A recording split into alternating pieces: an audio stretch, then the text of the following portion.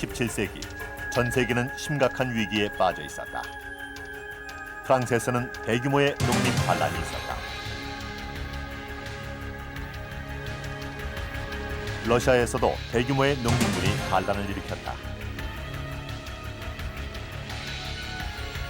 영국에서는 청교도들의 혁명으로 왕이 처형되었다. 중국에서는 농민 반란으로 나라 전체가 혼란에 빠졌다. 독일에서는 가톨릭과 개신교 간의 오랜 종교 전쟁이 계속되었다.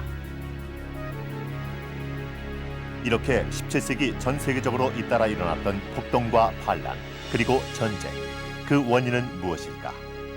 그것은 바로 17세기 전 세계를 휩쓸었던 이상기후 때문이라는데.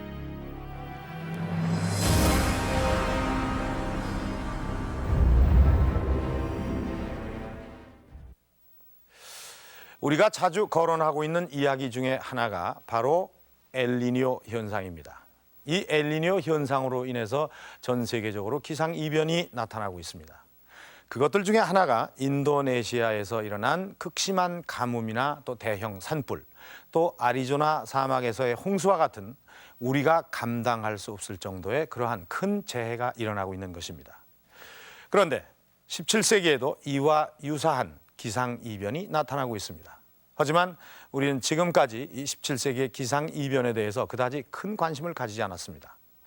앞서 보셨던 전 세계적인 그 위기 현상, 그것을 사회 경제적인 문제에서만 그 원인을 찾으려고 했던 것입니다. 그런데 그것만으로는 설명이 부족한 것입니다. 왜냐하면 그것은 각각 다른 문화권에 있는 나라가 아주 비슷한 시기에 전부 다 아주 대혼란에 빠져 있었다는 것입니다. 그것을 하나로 설명할 수가 없다는 것입니다. 그런데 이 17세기의 위기는 소빙하기라는 세계적인 기상이변 때문이라는 새로운 견해가 나왔습니다. 그러면 실제 17세기의 전 세계를 휩쓸었던 이 기상이변은 무엇이었을까요?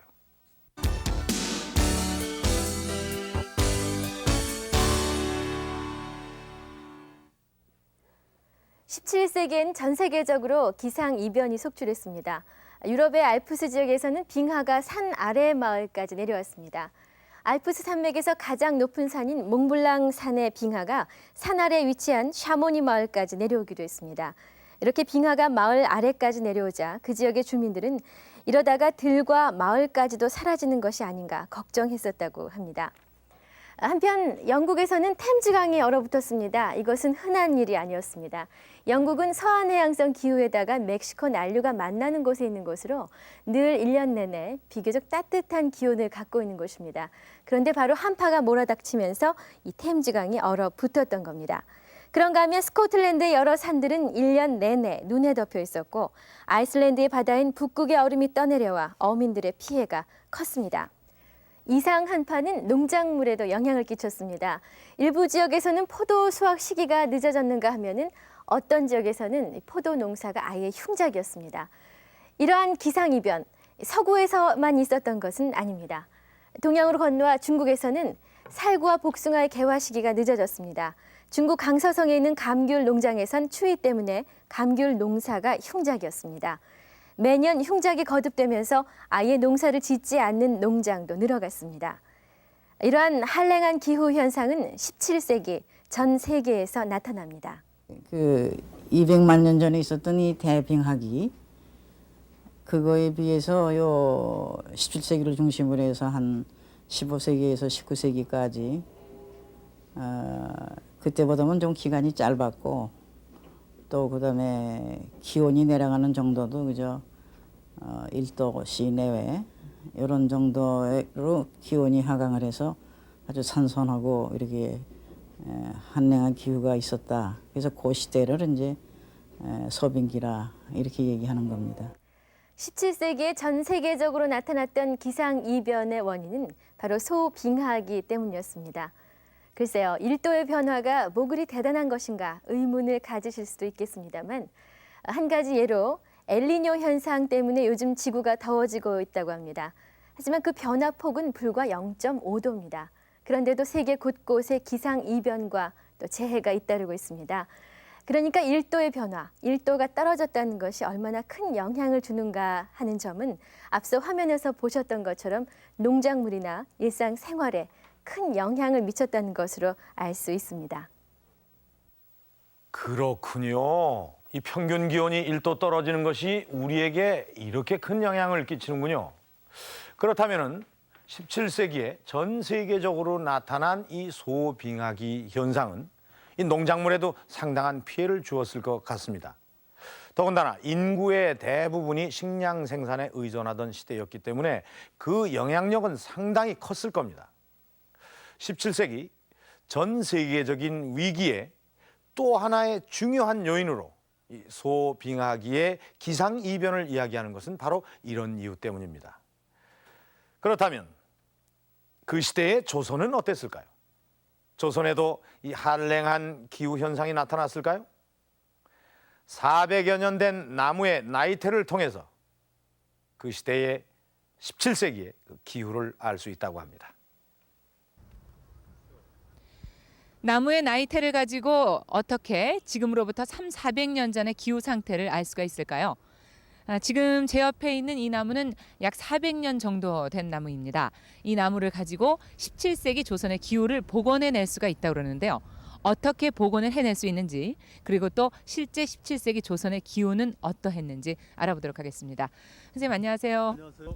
이 나무를 가지고서는 그 17세기 조선의 기후를 알 수가 있다고 말씀을 드렸는데요. 어떻게 알 수 있을까요? 예, 나무는 수종에 따라서 기후의 영향을 많이 받습니다.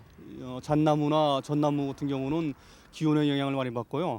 소나무나 참나무 같은 경우는 강수량의 영향을 많이 받습니다. 특히 잣나무 같은 경우는 4월에 자라기 시작해서요. 한 8월까지 자랍니다. 따라서 4월부터 8월까지의 기온을 추정을 해낼 수가 있습니다.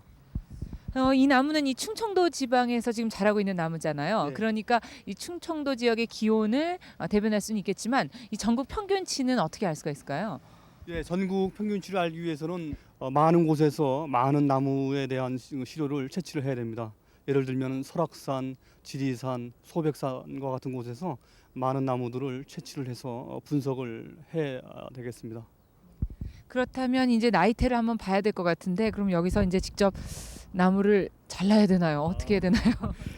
이와 같이 오래된 나무를 자를 수는 없겠죠. 그래서 특수한 기계가 있습니다. 그래서 그러한 기계를 통해서 나무심을 뽑아내게 되겠습니다.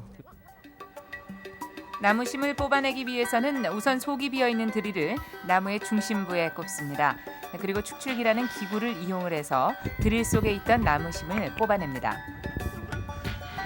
이렇게 뽑아낸 나무심은 그 굵기가 연필심 정도인데요. 400년간의 나이테를 모두 담고 있습니다.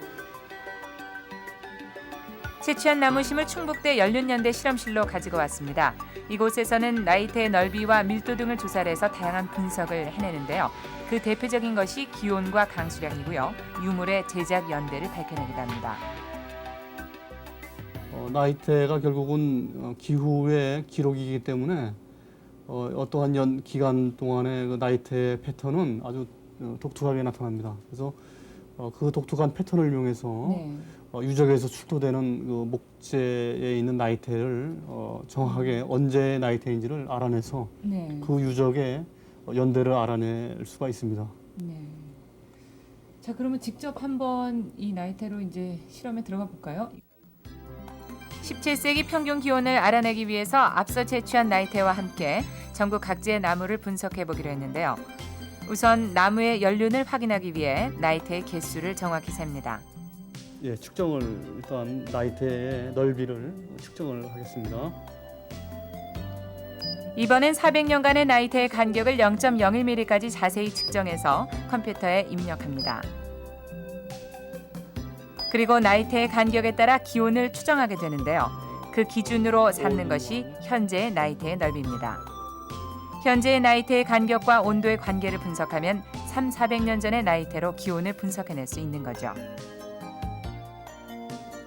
이제 결과가 나온 것 같은데요. 설명을 좀 해주시죠.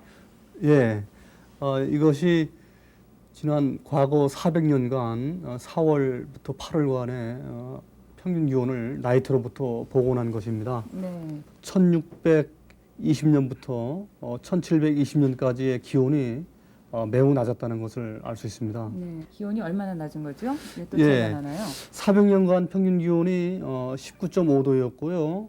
이때 기온이 18.2도니까 약 네. 한 1.3도가 낮았다는 것을 나타내주고 있죠. 네, 1.3도가 낮다. 이것은 뭘 의미하는 걸까요? 특히 그 농작물의 그 생육에 많은 영향을 네. 줬을 거라고 생각이 되고, 특히 그 결실기에 저온은 농작물 생장량에 저하를 가져왔을 것으로 생각이 됩니다. 네, 오늘 수고하셨습니다. 이렇게 오늘 실험을 통해서 나이테를 통해서 그 17세기 4월부터 8월까지 평균 기온을 알아봤는데요. 17세기의 기온이 다른 시기에 비해서 더 낮았던 것을 확인할 수가 있었습니다.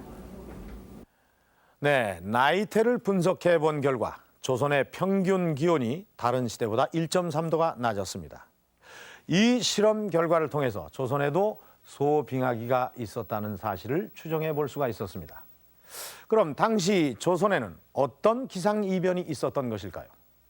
우선 17세기 조선의 상황을 살펴보도록 하겠습니다. 그것은 선조 후반부터 숙종 때까지입니다. 이 시기는 임진왜란이 끝난 직후로서 전 국토가 황폐화돼 있던 그런 시대였습니다.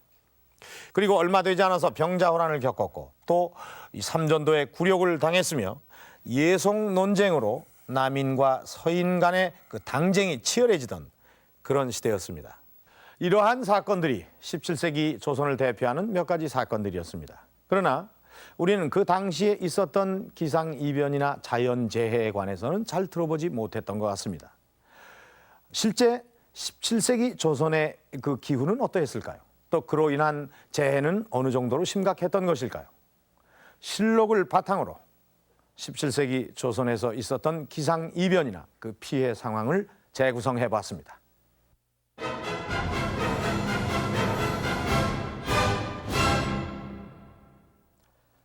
전에 없던 이상기후가 전국적으로 나타나면서 인명피해와 농작물 피해가 크게 늘어나고 있습니다.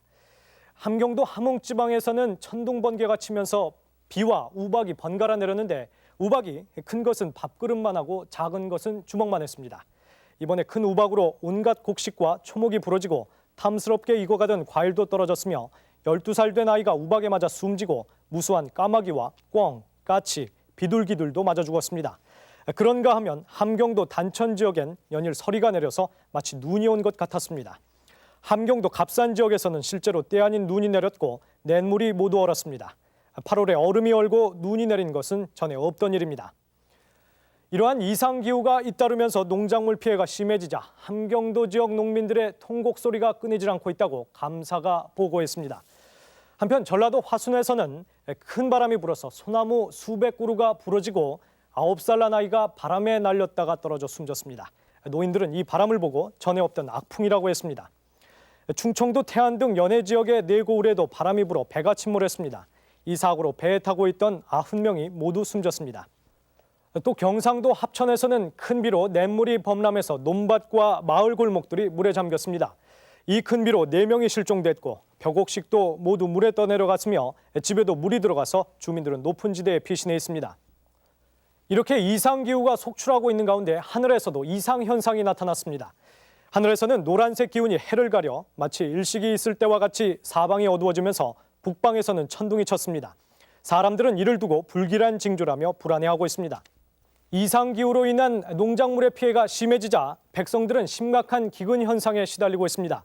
그 참혹상을 기록한 감사와 지역 현감의 치계가 속속 조정으로 올라오고 있습니다. 제주 목사는 이번 경신년의 기근은 전염병까지 돌아서 죽은 자가 도내에 2,260명이나 되고 살아있는 자들도 시로라기 같은 목숨만 부지하고 있을 뿐 그 몰골이 귀신과 같다는 치계를 올렸으며 전라감사는 전라도에 굶주려 죽은 자가 200여 명이고 전염병으로 죽은 자가 670명이나 된다고 전했습니다. 특히 그 심했던 재해를 들려면 17세기 중반 현종 11, 12년에 있었던 경신대기근하고 속종 21년부터 25년에 이르는 을병대재해를 들 수 있습니다.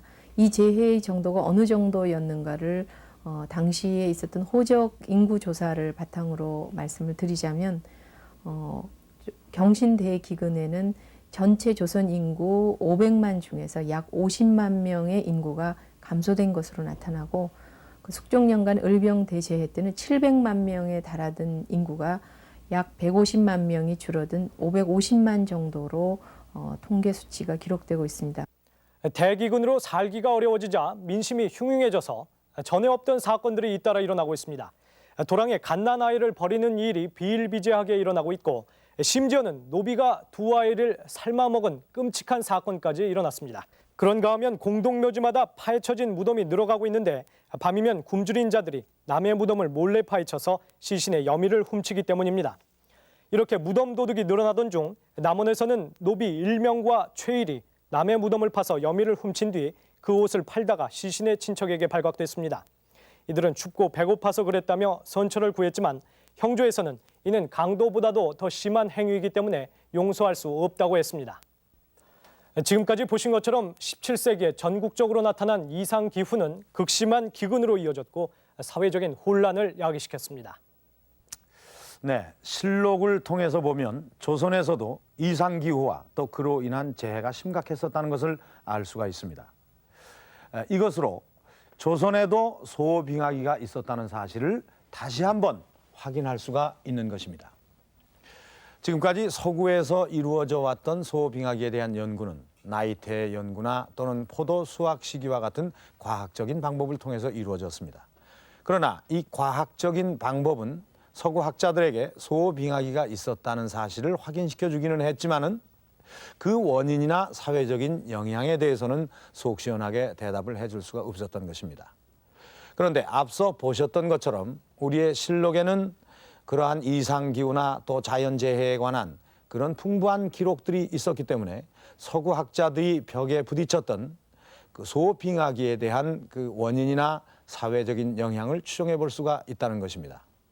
이 실록을 가지고 소빙하기를 연구하신 서울대학교 국사학과의 이태진 교수를 모시고 말씀을 나눠보도록 하겠습니다. 안녕하십니까? 네. 예, 반갑습니다.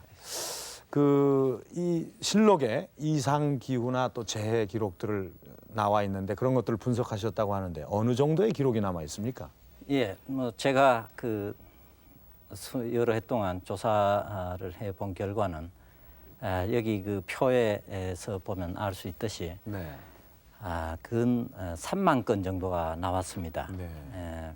지금 여기 표에서는 이 수재나 한재, 충재, 기근 이런 건 제가 뺐습니다. 네. 자연 현상에 관한 것만 넣어서 2만 5천여 건이죠. 네. 현상은 여기 나온 게 벌써 뭐 유성이라든가 하늘에 이 유색 청기라고 그래서 뭐 그 구름도 아니고 말이죠. 네. 하여튼 백기, 흰 기운, 뭐 흑기, 적기 이런 것들이 나타났습니다. 우리는 못 본 거죠. 네. 그리고 해성, 객성, 뭐 햇물이 이상한 햇물이가 나타납니다. 겹겹 햇물이.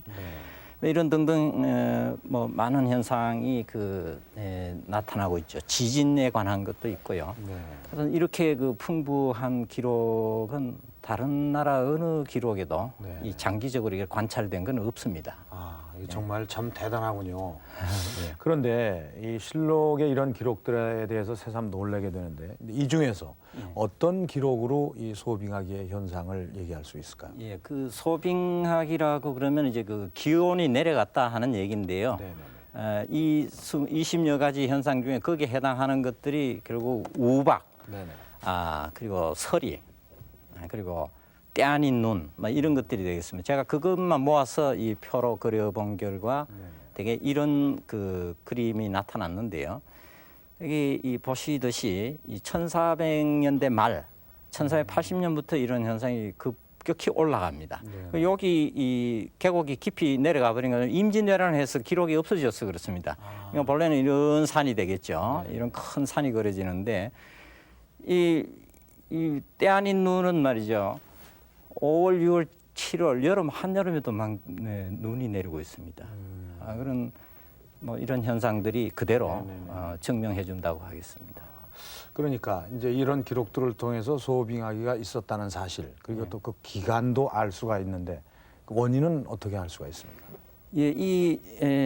지금 그 서양 학자들이 지금까지 연구하면서 소빙하기는 되게 17세기 현상이 아닐까 이렇게 파악을 해왔습니다만은 우리 실록 기록에 의하면은 결국 17세기 현상은 16세기에도 이미 계속되고 있었다. 이미 시작되고 있었다.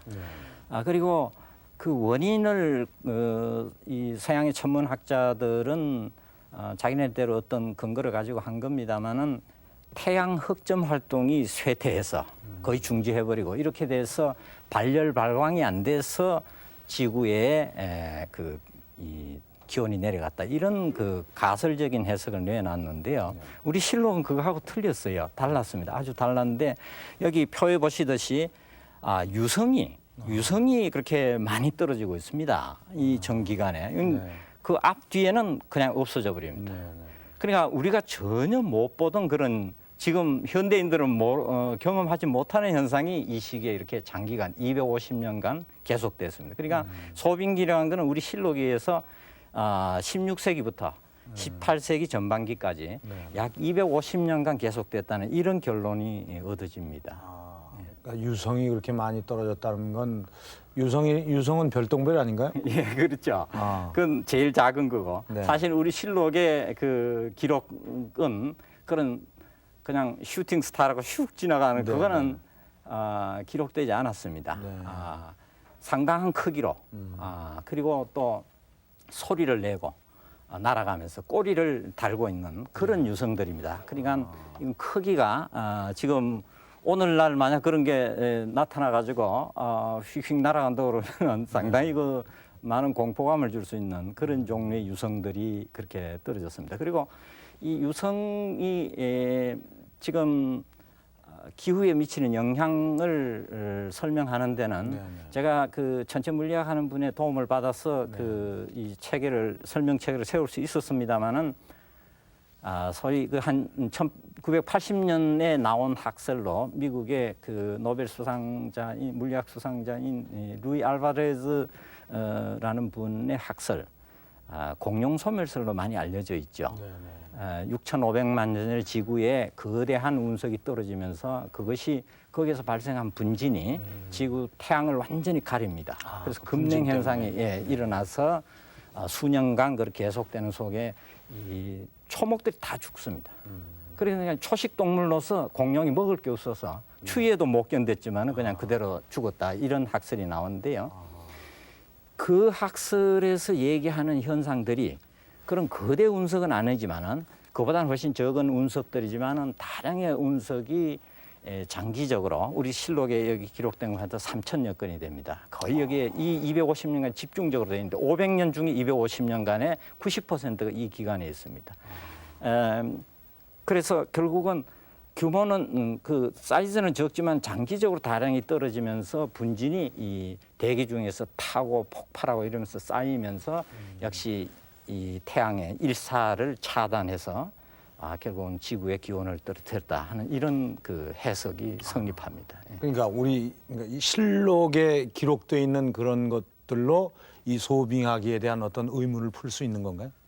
이건 아주 중요한 기록입니다. 그 서양 학자들은 이런 장기적인 관찰 기록이 없기 때문에 원인 설명을 정확히 못했습니다. 현상의 모습도 잘 파악을 못했고 기온이 내려갔다 하는 것만 알았죠. 그런데 우리 실록이 처음부터 끝까지 전 그 시인을 광경을 다 설명할 수 있게 그렇게 기록돼 있습니다. 네. 정말 이 실록의 가치를 다시 한번 느끼게 되네요. 알겠습니다. 오늘 말씀 정말 감사합니다.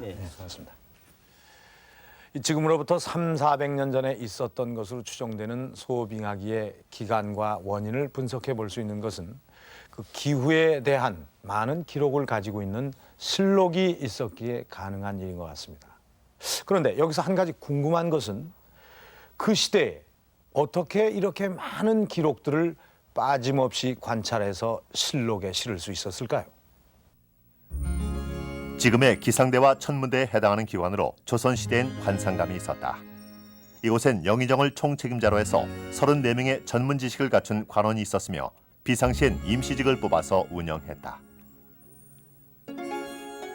이들은 낮에는 물론이고 밤에도 5명의 관원이 남아 천문과 기상을 관측했다.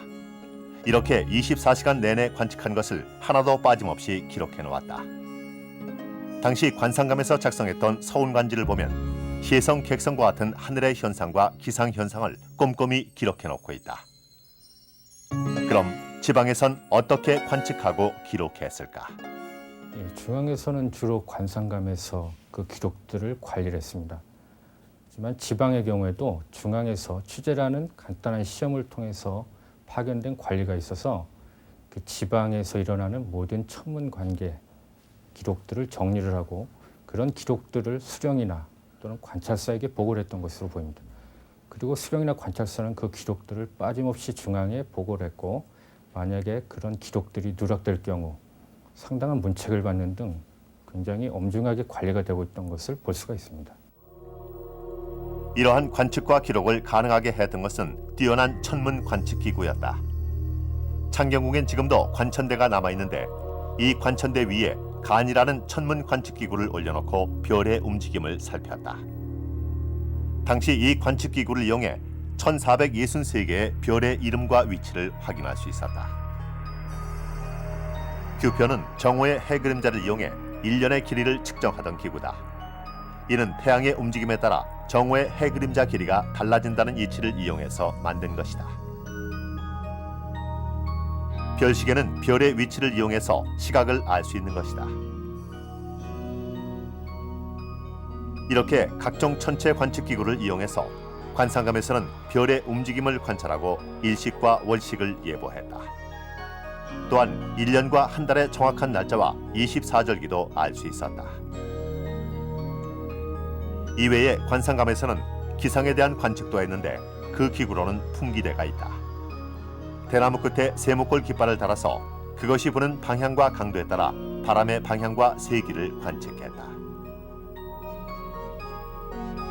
전국 각지에 추구기와 수표를 설치해서 강우량을 측정했다.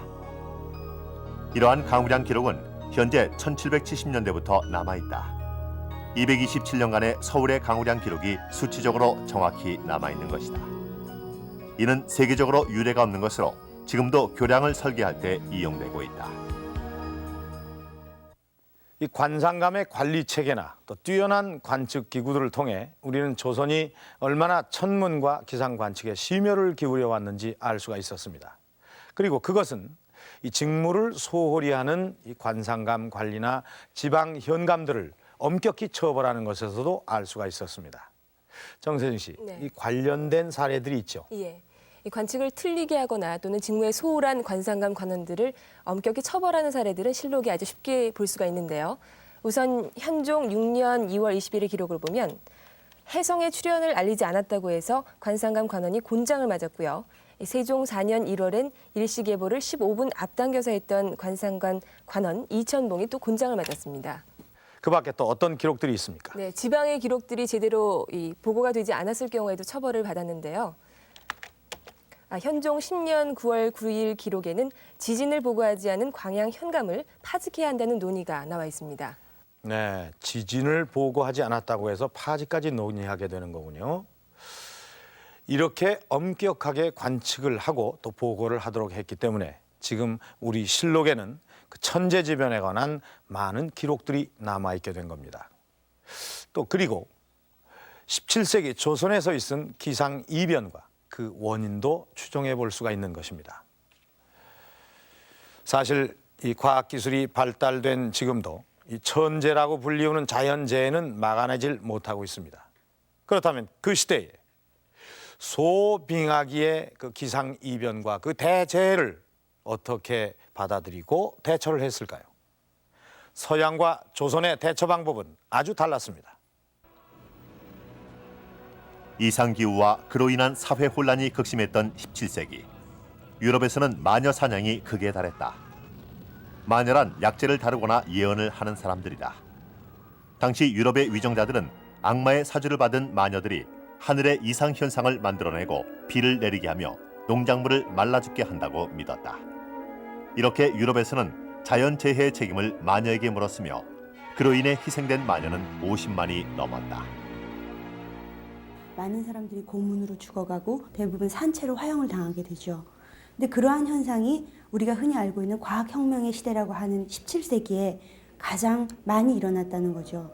그러니까 도대체 왜 17세기에 이렇게 마녀사냥이 극성했는가 하는 것에 대해서 학자들이 많이 연구를 했거든요. 그 중에 하나가 17세기에 갑자기 기온이 떨어져서 농작물이 생산이 잘 안 되고 그로 인해서 역병이 돌고 또 그때 유달리 정치적으로 혼란해서 전쟁이 많이 일어났다는 얘기입니다.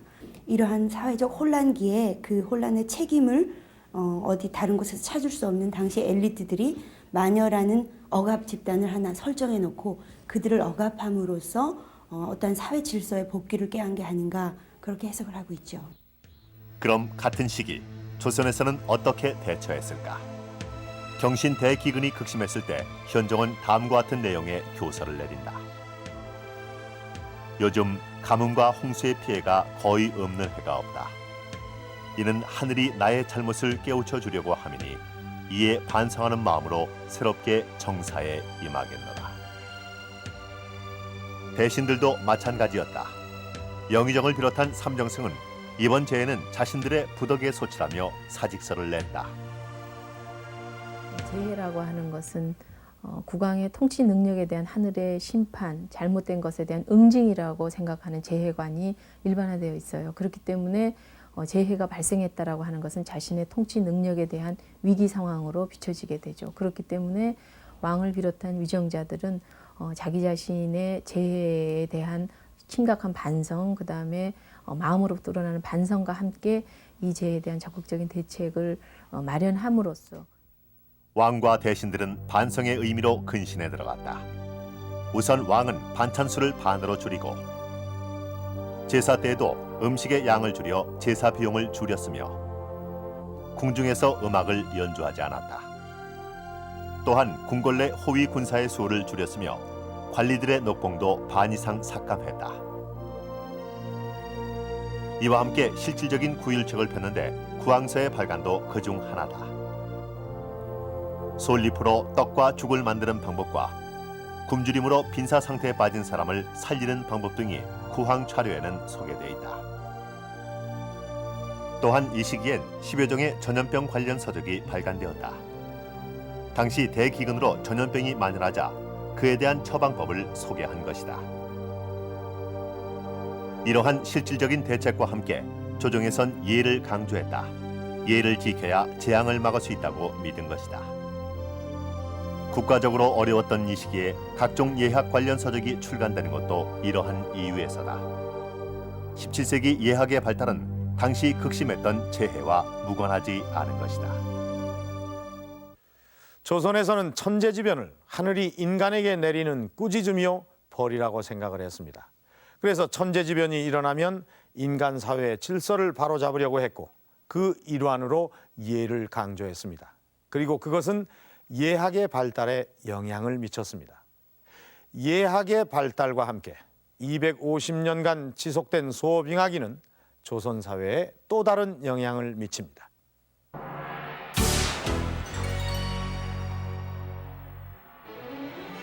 (17세기) 이상 한파로 인해 궁궐에서는 온돌 사용이 늘어났다.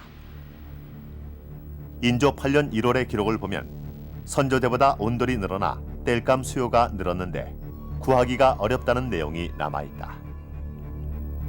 17세기 초부터 온돌 보급이 확대되었음을 알 수 있다. 온돌은 민간에도 확산되었던 것으로 보인다. 조선 전기엔 마루가 넓은 집 구조에서 후기엔 난방의 필요에 따라 마루가 좁고 방이 넓은 구조로 바뀌게 된다. 온돌 보급은 땔감의 사용량을 증가시켰다.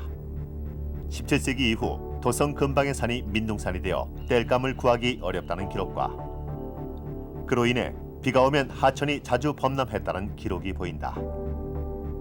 이렇게 비 피해가 자주 발생하자 영조 36년엔 당시로선 대규모의 청계천 준설 공사를 실시한다.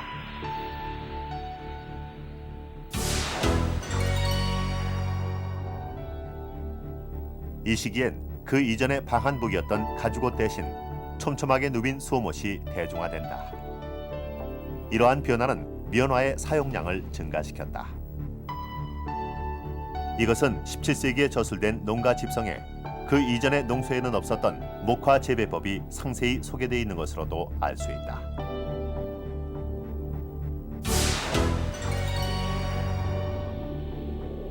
(17세기) 대기근이 극심하던 때 국가적인 우선 과제는 기민을 구제하는 것이었다. 조선시대엔 호조 아래 진힐청이 있어서 그곳에서 구호품과 구호기금을 기민들에게 나누어 주었다. 하지만 이것만으로 17세기 대기근을 해결하기엔 턱없이 부족했다. 그래서 국가는 구호기금을 마련하기 위한 방법으로 공명첩을 대량으로 발행했다. 공명첩은 부호들로부터 쌀을 거둬들이는 대신 국가에서 내리는 명예직 임명장이었다. 임진왜란 때 비상군량미를 확보하기 위해서 공명첩 발매가 상당히 성행했고요. 그다음에 17세기 이후 그 긴급 대재해 시 구호기금을 만들기 위해서 공명첩을 발매하는 것이 의례적인 진율 자금 조달 방법으로 관례화되어 가고 이게 남발되게 되었습니다. 그러다 보니까 결국 그 엄격한 신분제를 유지하던 신분제 사회에서 국가 스스로가 신분제를 무너뜨리는 한 그 계기를 마련하게 된 것이라고도 볼 수 있죠. 소빙하기로 설명되는 이상 기후는 조선 사회에 크고 작은 영향을 미쳤습니다. 그리고 세계적인 위기를 초래하는 제3의 요인이 되기도 했습니다. 그만큼 기후라는 것이 그 사회의 정치, 경제, 그리고 더 나아가서는 역사와도 무관하지 않은 것입니다. 지금에 와서 역사학계에서 이 소빙하기에 관심을 갖고 연구를 하는 것은 바로 그런 이유 때문인 것입니다. 또 그런 연구를 가능케 하는 것이 바로 우리의 실록인 것입니다. 그런데 한 가지 더 흥미로운 것은 소빙하기의 연구에만 우리 실록이 쓰이고 있는 것이 아닙니다. 그것은 기상이변이나 또는 자연재해에 관한 예측을 하는데도 쓰이고 있는 것입니다. 그 중에 하나가 바로 지진입니다. 1905년 우리나라에 지진계가 들어온 이래 모든 지진에 대한 진도와 진앙지 파악이 가능해졌습니다. 그런데 이런 장비가 없었던 조선시대에도 아주 많은 양의 지진 기록이 그것도 아주 상세하게 남아있는데요. 그럼 이런 조선시대의 기록으로도 현대적인 개념의 진도와 진앙지 파악이 가능할까요? 많은 지진 기록 중에서 비교적 피해가 컸던 두 가지 사례를 뽑아봤습니다. 우선 인조 21년 4월 경상도 진주에서 물마른 샘에 흙탕물이 솟구쳐 나오고 땅이 30m가량이 갈라졌다는 지진 기록이 있고요. 현종 10년엔 평양에서 집이 심하게 흔들리는 지진이 발생했다는 기록이 있습니다. 이 두 가지 기록을 가지고 전문가를 찾아가 봤습니다. 문장 한번 읽어보시고 진도는 어떻고 진앙지는 어떻게 되는지 좀 설명해 주시죠. 이 경우는 이제 진주에서 가장 그 피해가 있다고 보기 때문에 진앙은 우선 진주로 볼 수가 있습니다. 네. 다음에 이제 흙탕물이 솟구쳐 나오는 현상은 수정 머켈리 진도의 8에 해당이 되고 관문 앞길에 땅이 10장 갈라진 현상은 9에 해당이 되기 때문에 이 경우는 이제 8에서 9 정도가 되겠는데 9로 보는 것이 좀 합리적입니다. 같이 또 봐주세요. 사례인은 이 진앙은 평양으로 우리가 봐야 되겠고요. 그다음에 큰 천둥이 치는 소리는 대개 수정 머클리 진도 4 이상이면 되고 집이 많이 흔들렸지만은 파손은 안 돼 있기 때문에 이 경우는 아마 수정 머클리 진도 5로 보면 될 겁니다. 비교적 지진이 심각했음을 알 수가 있는데요. 조선시대 전 기간의 지진 발생 횟수는 총 1197회로 1년에 평균 4회가 발생했습니다. 그리고 1562년 한 해에는 112회가 발생하기도 했습니다. 지금과 비교하면 매우 많은 수치인데요. 그럼 조선시대 발생했던 지진 중에 가장 컸던 기록은 어느 것이었을까요? 제가 생각하기에는 1643년 7월에 울산 근처에서 발생한 지진인데 이 지진 때문에 울산부 근처에 땅이 크게 갈라지고 또 울산에서 멀리 떨어진 안동이라든가 경상도, 영덕, 김해 이런 등지의 그 봉화대 그 성 각휘가 무너졌습니다. 그리고 또 서울과 전라도까지 크게 감지가 되어 있기 때문에 제가 평가하기에는 수정 머클리 진도 10으로 보고요. 이 규모는 대략 우리가 1978년에 발생한 홍성 지진, 그 당시 건물에 파손을 주어서 대략 한 그 4억 원 정도의 피해를 줬는데 이 홍성 지진의 수십 배. 이러한 기록에 남겨진 역사 지진을 분석해보면 우리나라도 지진의 안전지대가 아니라는 것을 알 수가 있습니다. 그 지역별 분포도를 보면 특히 경상도 일대에 지진이 많이 발생했습니다. 그런데 걱정스러운 것은 이곳에 원자력 발전소가 집중돼 있다는 것입니다. 이 조선시대 지진이 많이 발생한 지역을 보니까 주로 경상도 지역이 많던데요. 지금 이곳에 원자력 발전소가 설치가 되어 있지 않습니까? 안전에는 문제가 없는 건가요? 네, 물론 안전에 문제가 없습니다. 그런 역사 지진 플러스 계기 지진을 총망라해서 내진 설계 반영 시 최대 잠재 지진의 여유도를 대해서 설계에 반영을 했기 때문에 원전 안전성에는 전혀 문제가 없습니다. 실제 원자력 발전소 건립 당시 작성된 부지 보고서를 보면 조선시대 지진 기록을 사례별로 분석해 놓았습니다. 그리고 그 자료를 근거로 해서 이 지역에서 발생 가능한 최고 진도의 지진을 산출해낸 뒤에 거기에 맞게 내진 설계를 했다고 합니다. 이렇게 실록에 기록된 지진 기록은 단지 기록으로만 남아있지는 않습니다. 현재 우리의 안전과 직결된 아주 중요한 자료로 활용이 되고 있는데요. 그것은 그만큼 실록이 지진에 대한 풍부하고 충실한 기록을 남기고 있기 때문입니다. 네, 이 지진 기록은 오늘날 원자력 발전소의 내진 설계에 아주 중요한 근거 자료로 활용이 되고 있습니다. 그리고 우리나라 건축법상 6층 이상의 건물이나 병원과 같은 중요한 건물에는 내진 설계를 하도록 돼 있는데 그 설계 기준 역시 조선 왕조실록을 비롯한 고문헌을 근거로 하고 있는 것입니다. 실록에 남아있는 재해 기록이 오늘날 우리에게 얼마나 소중하게 활용되고 있는지 새삼 느끼게 해줍니다. 오늘 우리는 조선에도 소빙하기가 있었다는 사실을 확인했고 또 그 원인도 추정을 해봤습니다. 그리고 그 과정에서 우리가 본 것은 실록에 남아있는 그 천재지변에 관한 풍부한 기록들입니다. 그것은 실록이 가지고 있는 또 하나의 새로운 가치인 것입니다. 실록은 지금도 그 활용 가치가 무궁무진한 자연재해 기록의 보고인 것입니다. TV 조선왕조실록 여기서 마칩니다.